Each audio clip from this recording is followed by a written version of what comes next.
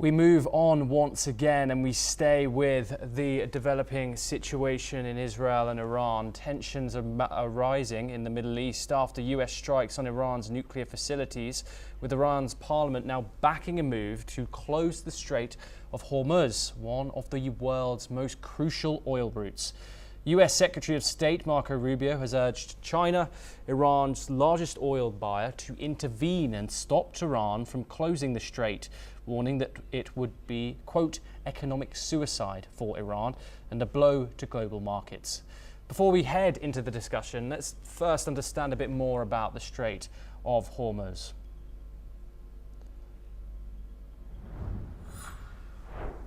The Strait of Hormuz is one of the world's most strategic and vulnerable oil choke points, and it's vital to global trade and energy security. Situated between Iran and Oman, this narrow waterway connects the Gulf to the Arabian Sea. At its narrowest point, it's just 33 kilometers wide, with a shipping channel of only 3 kilometers across.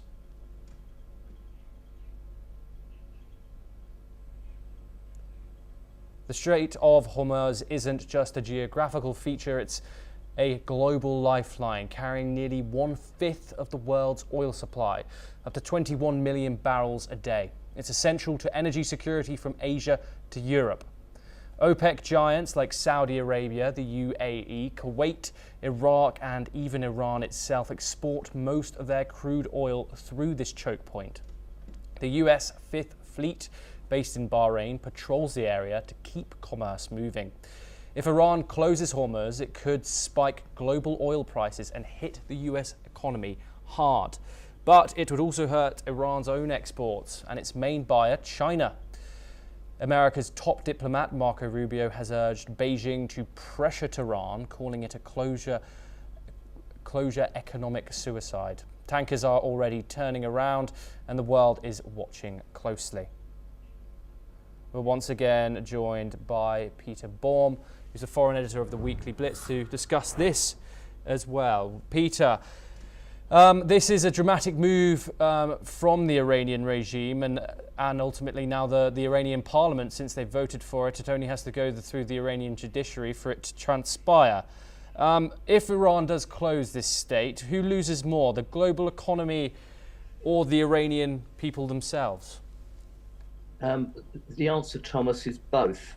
Now, clearly, after the fiasco with the tariffs toing and froing, and now some kind of agreement between the USA and those partners which she was going to impose tariffs on, the last thing the United States wants, and what China wants, for example, is to further damage their economies. So I believe in this instance, the Chinese, who have the most influence over Iran economically, will certainly put pressure on Iran not to close those straits, because from everyone's perspective, that will be very damaging. Now, if the Iranian judiciary do decide to rubber stamp the closure of the Hormuz Straits, going back to the discussion we had previously about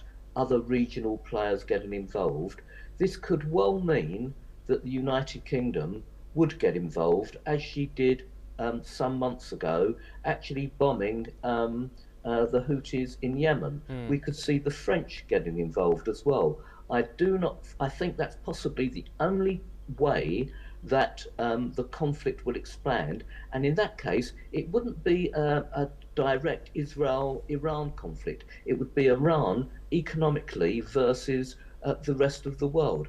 In this instance, I think China is going to be the main player who will pressure Iran sufficiently for them maybe to take slight action, but not to expand to such an extent that the shipping lanes will be closed to the world at large. Peter, do you think that Iran is using the closure of this crucial waterway as a bargaining chip or as a weapon, and can it afford to do so itself? It certainly will be using it as a bargaining chip. and an economic weapon, if you like, but it cannot afford to do it. I've just been interviewing with some friends very close to the Iranian situation, and as we speak, Thomas, the official rate of exchange of the rial to the dollar is between 40 and 43,000. It changes week by week, but between those parameters. The unofficial exchange rate, the black market rate for the rial, is now over 1 million rials to the dollar. The Iranian currency is absolutely worthless, and basically people are just, for exchange of goods, bartering. I'll buy a jar of coffee from you if you take a pound of tomatoes from me. So economically, if the only lifeline for Iran to assist their dire economic situation is retaining the Straits of Hormuz open, it would be absurd if they closed it, which would further damage their own economy.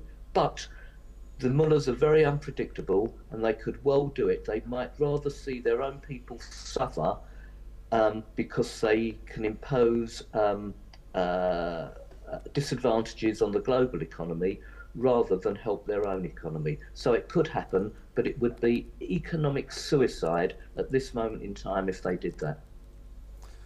Thank you very much, Peter. We have a breaking news coming in. Please stay with us. Reports from the region in a fresh strike against Iran say Israel has targeted the gates of Iran's infamous Evin Prison in Tehran.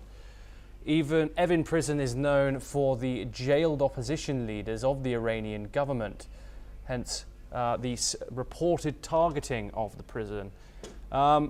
Peter, what are your thoughts on this? The Israelis striking a prison that holds the opposition, the top opposition against the current Iranian regime. Yeah, very, very interesting move if that can be confirmed, because clearly what the Israeli authorities want more than anything else now is regime change, and opening the gates of the prison, and the various opposition leaders, maybe some of them very high profile, could assist in achieving that objective. They will be the people that would promote riots, that will create chaos in the streets, and hopefully from the Israeli and the US point of view, that will be another blow to the regime in retaining control.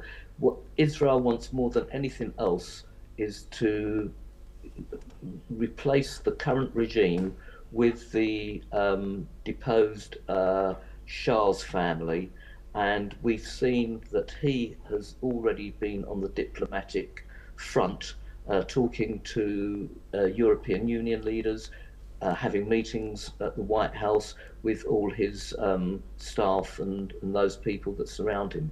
So that is a very, very interesting and I would say pertinent development. One hopes, Thomas, I'm not being flippant here, that the strikes haven't killed those people in the Evin prison who the Israelis clearly want to see create chaos domestically. That's a very good point. We have, thank you, Peter. Please stay with us. We've got some more information. The IAEA Director General Rafael Grossi briefed the Board of Governors this morning amid escalating concerns over Iran's nuclear program. The meeting comes just days after the US launched strikes on Iran's nuclear sites. Grossi is urging diplomacy and transparency as fears grow over a possible nuclear escalation in the region. Let's take a listen in to what the IAEA Director General had to say. Iran, Israel, and the Middle East need peace. For that, we must take a number of steps. First of all, we must return to the negotiating table. And for that, allow IAEA inspectors, the guardians on our behalf of the NPT, to go back to Iran's nuclear sites and account for the stockpiles of uranium, including, most importantly, the 400 kilograms enriched to 60%. Peter, that's the IAEA chief there speaking. Another another body asking for diplomacy in this matter, along with foreign leaders across the world. Do you see this happening? Oh, Thomas, we've seen this. How many more times have we got to listen to politicians and diplomats and heads of NGOs talking for diplomacy, diplomacy, diplomacy? When we hear the head of the UN, Guterres, every time he makes a speech, we need peace in the world, we need peace in the world. This rhetoric, these absurd, meaningless statements aren't going to change the situation. Israel has been under threat of existence through Iran and her proxies for the last 4 or 5 decades.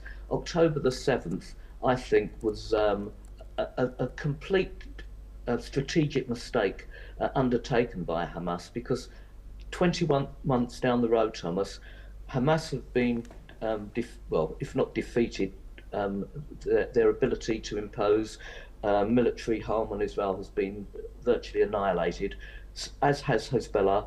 Syria, the proxy country of Iran, has fallen. The Houthis have tried but seemingly failed, and now Iran is under increasing pressure. And all the time we've seen diplomats and heads of the IAEA saying, "Oh, we want diplomacy, we want peace, we want..." Meaningless statements, Thomas, until Israel has finally achieved her objective. And I think in this, as has never before, she has a US president which will back her to the hilt until such time as domestically he can no longer take the pressure. Then I think the idea of a peaceful diplomatic solution is for the birds. Peter Baum, thank you very, very much for joining us on the programme. Always a pleasure.